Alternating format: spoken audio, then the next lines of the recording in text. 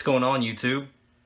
Today we have another pod review, and I'm doing something that you've seen from my garden, especially on Ben Failing's channel. You've seen it on Brando Toe's channel, and maybe more to come. We don't know.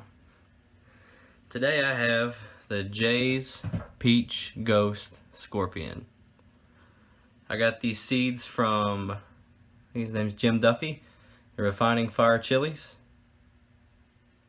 Most of his stuff can be found in stock through Amazon.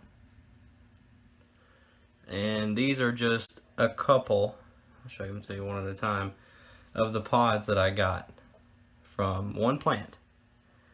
And mind you, this plant produced hundreds.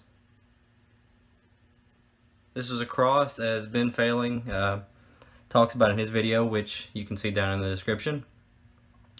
Was made in PA by a farmer named Jay something, and ended up with this nasty little thing. But I do have to say, compared to the review that I recorded yesterday, the 7-pot bubblegum times Naga, this isn't as bad. I've eaten a lot of these, and we're gonna go with the lighter portion today. I'm still kind of getting over the whole stomach trouble from the 7-pot times Naga. That was it was not fun.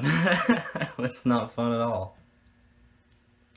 But these peppers are usually pretty hot. They usually pack a nice punch. Today I'm gonna go for one of the more firmer pods. I like the looks of this tiny one. The tiny one. Usually I figured out that size doesn't really mean anything when it comes to these things. Go ahead and get it split. Oh, there's oil coming out the top with a knife on it. Oh, this is gonna be bad. This is about a foot away from my face and it's already hitting me.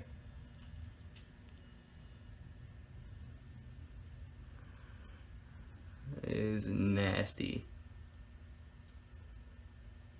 Yup. There's a ton of seeds that just hang around that main placenta.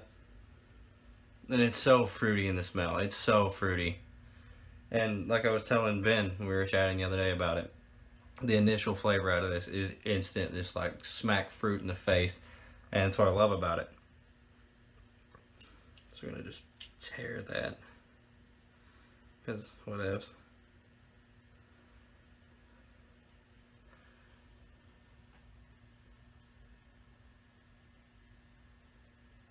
Can't get it to focus, but you get the idea. Let's see, eeny, meeny, miny, pain. Here we go.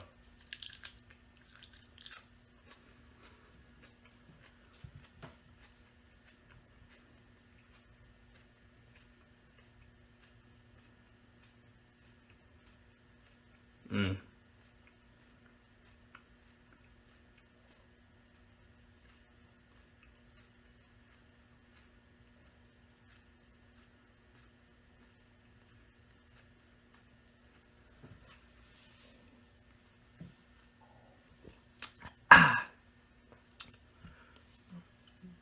Right off the bat with the initial crunch, you can that burst of fruity flavor goes all over it.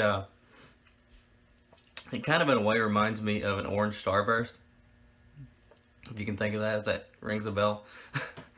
But it's got a really good mouth burn to kick things off. And from what I remember, it really likes the tip of the tongue. Like, there should be a little flame on there.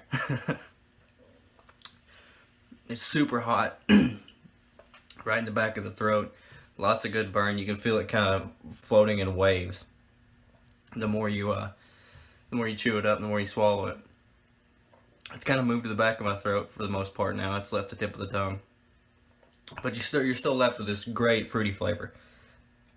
It's not like some super hots where you're like, oh, this tastes great. Then it's just a straight pain out the rest of it. And you're gone, and you're crying. But this is for the most part the piece that I ate were I think we're climbing towards the peak right now. I see I'm changing color a little bit. My eyes really aren't tearing up. I'm not getting red or anything. But my mouth is still on fire. And it's shooting straight towards the top of the back of my throat. You know that little tender spot back up in here? It's stuck to it. And man, does it hurt. These are one of my favorite pods just to cut up and eat throughout the day. Makes for an incredible snack. Recently I've been putting these when I cook rice. Put half a pod in there and it makes the rice kind of spicy. Then I fry it. Do it kind of like an oriental style. It's pretty good. But yeah, the heat's peaked. The peat's peaked. And we're sitting comfortable right now. It's still resonating throughout the mouth and not doing too much anywhere else.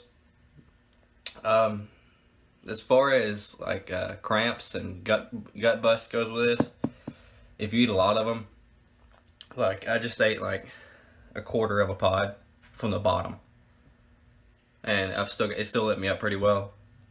If you were to eat a half a pod or any more than that, or just with a ton of placenta, or for whatever reason you got a really hot one, or say if you ate one this large, the whole pod, you're in the floor. That's gonna hurt. And for me, the cap cramps with this one didn't come instantly like some others have. This waited like 2 or 3 hours. And I was just minding my own business and goes, oh, excuse me, pepper burp. I was playing video games. And out of the blue, just this horrible, imagine the worst. Imagine eating like 4-day-old bad seafood cramps. That's about how bad it gets. You want to do something to cure it. You want to grab some cold water, some milk, but nothing really helps. I mean, some people swear by baking soda and Tums, and the only thing I've really found that kind of eases the pain is I walk around a lot and I get all fidgety and I can't stop moving.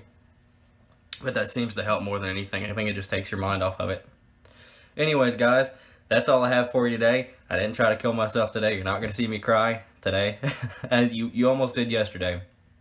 The aftermath, I wish I'd put a GoPro on myself and strap that to my head so you could see the aftermath of that.